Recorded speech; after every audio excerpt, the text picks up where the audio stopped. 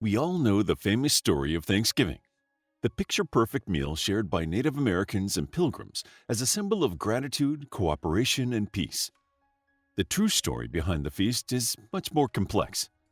Among other things, the first Thanksgiving was a temporary celebration in the midst of struggle and cultural misunderstandings.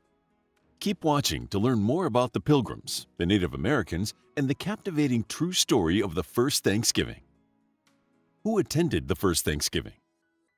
To fully understand the significance of the first Thanksgiving, we must also understand the people who attended it: the Pilgrims, who were struggling to survive in a new world, and the Wampanoag people, who had lived on the land for centuries and were grappling with a changing world as more and more European settlers arrived. We'll begin with the Pilgrims. The early 1600s were a time of exploration, hardship, and survival for the Pilgrims, a group of settlers who had left England to start anew after growing tired of religious persecution in their homeland. After a grueling journey across the Atlantic on the Mayflower, they landed near what we know today as Plymouth, Massachusetts. The journey was brutal.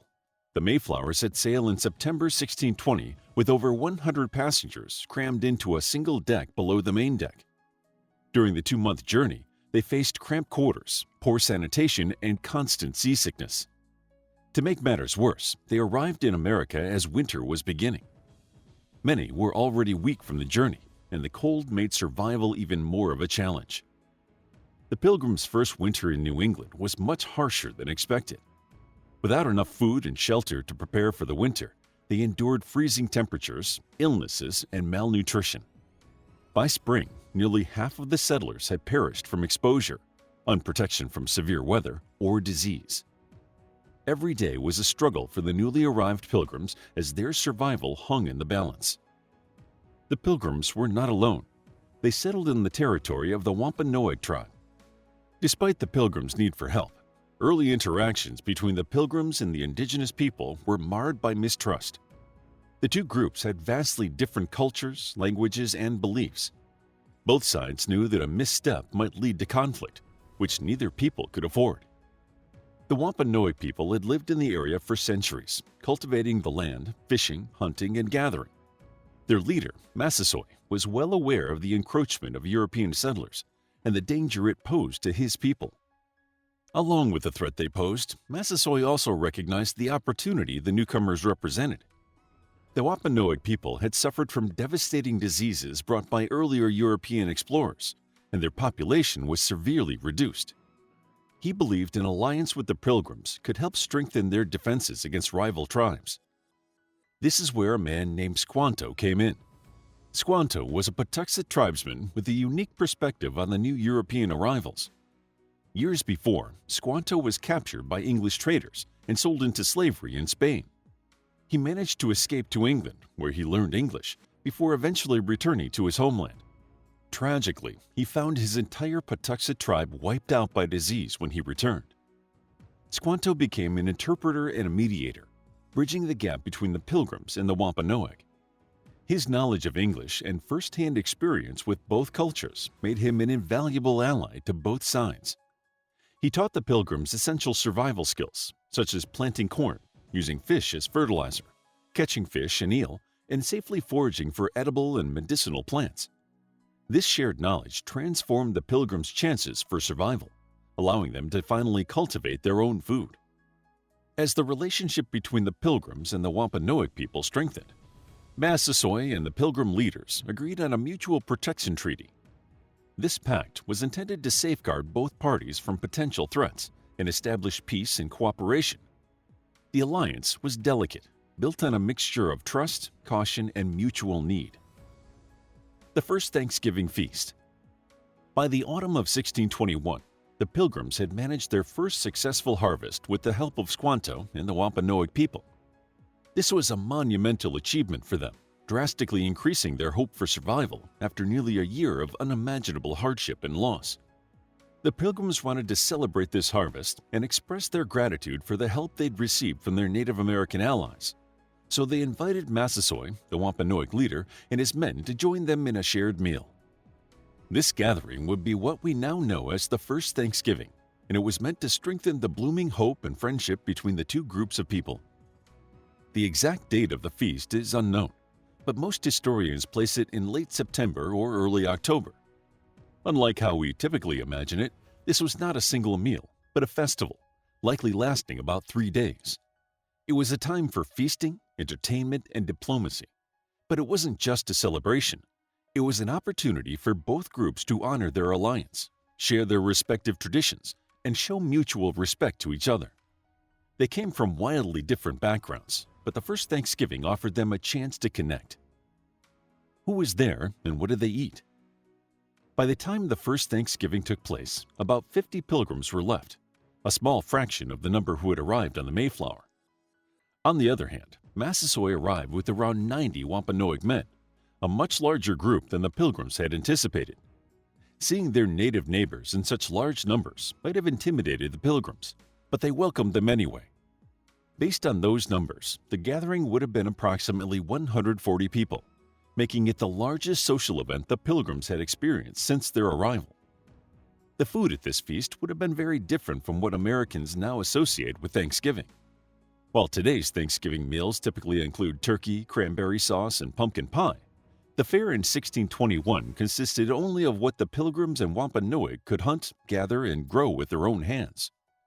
The feast most likely consisted of a wide variety of native food. The Wampanoag brought 5 deer. For the Wampanoag, bringing food to a communal feast was customary, and venison was an essential part of their diet. Since they lived so close to the coast, the Pilgrims had easy access to shellfish and other seafood. Mussels, lobster, clams, and even eel may have been part of the feast. Both groups may have provided fowl like ducks, geese, or wild turkeys. Wild turkeys were native to the region and plentiful, but no historical record confirms that this classic Thanksgiving dish was on the menu.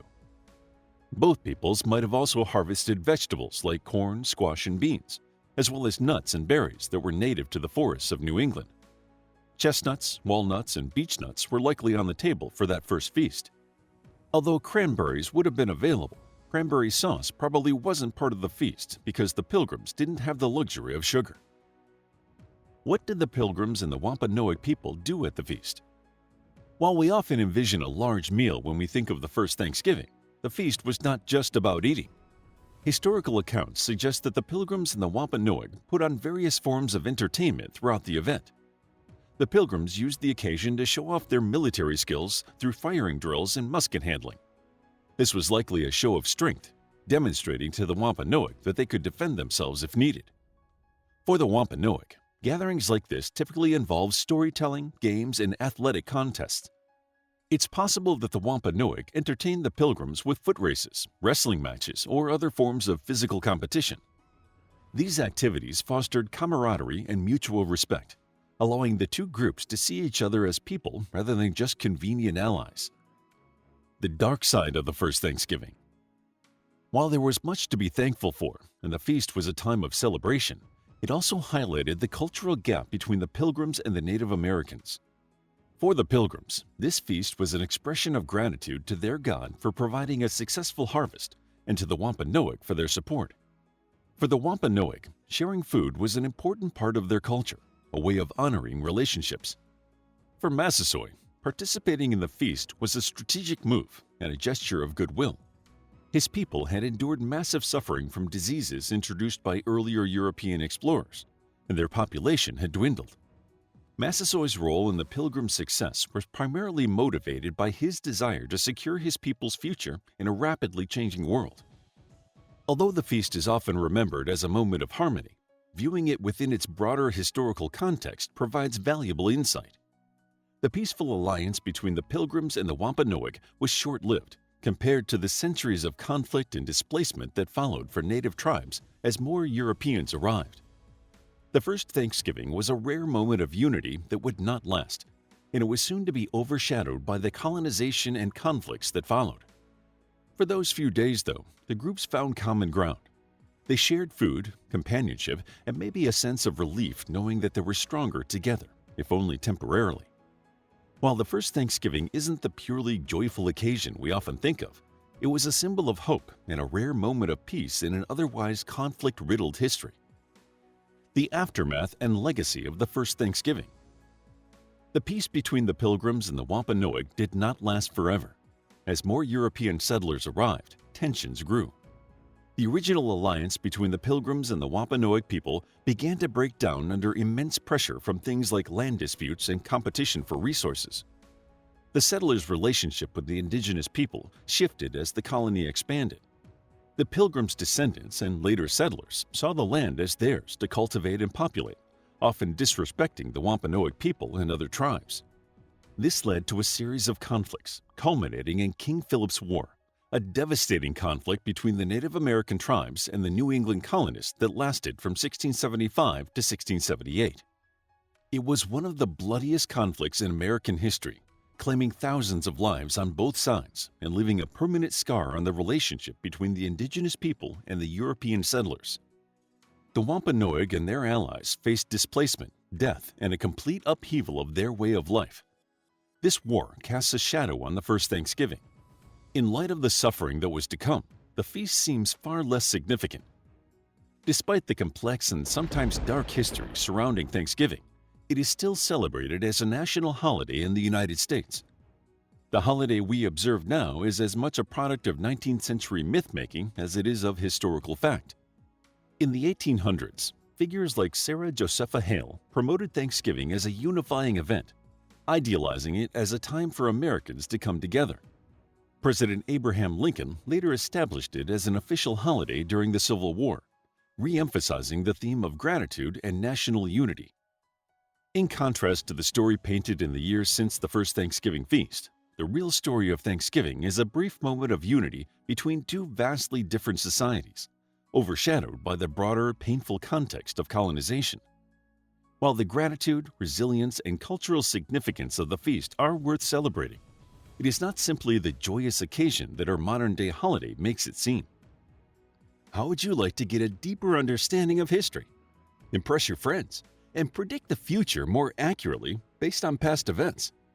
If this sounds like something you might be into, then check out the brand new Captivating History Book Club by clicking the first link in the description. To learn more about the Pilgrims and the first Thanksgiving, check out our book, The Pilgrims, a captivating guide to the passengers on board the Mayflower who founded the Plymouth colony and their relationship with the Native Americans along with their legacy in New England. It's available as an ebook, paperback, and audiobook. If you found the video captivating, please hit the like button and subscribe for more videos like this.